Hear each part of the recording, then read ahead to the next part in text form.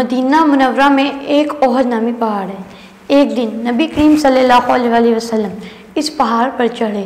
آپ صلی اللہ علیہ وآلہ وسلم کے ساتھ حضرت ابو بکر صدیق رضی اللہ تعالیٰ عنہ، حضرت عثمان بن عفان رضی اللہ تعالیٰ عنہ اور حضرت عمر بن خطاب رضی اللہ تعالیٰ عنہ بھی موجود تھے۔ اسی دوران اس پہاڑ پر زلزلہ آ گیا تو آپ صلی اللہ علیہ وسلم نے اپنا پاؤں پہاڑ پر مارا اور کہا، اے احد ٹھہر جا، کیونکہ تجھ پر ایک نبی، ایک صدیق اور 2 شہید کھڑے ہیں۔ آپ صلی اللہ علیہ وسلم کی صدیق سے مراد حضرت ابو بکر صدیق رضی اللہ تعالیٰ عنہ ہیں، کیونکہ وہ ان باتوں کی تصدیق کرتے تھے جو آپ صلی اللہ علیہ وسلم کو اپنے رب سے پہنچتی تھیں، جبکہ کفار ان باتوں کی تصدیق نہیں کرتے تھے۔ آپ صلی اللہ علیہ وسلم کی 2 شہیدوں سے مراد حضرت عمر بن خطاب رضی اللہ تعالیٰ عنہ اور حضرت عثمان بن عفان رضی اللہ تعالیٰ عنہ ہیں۔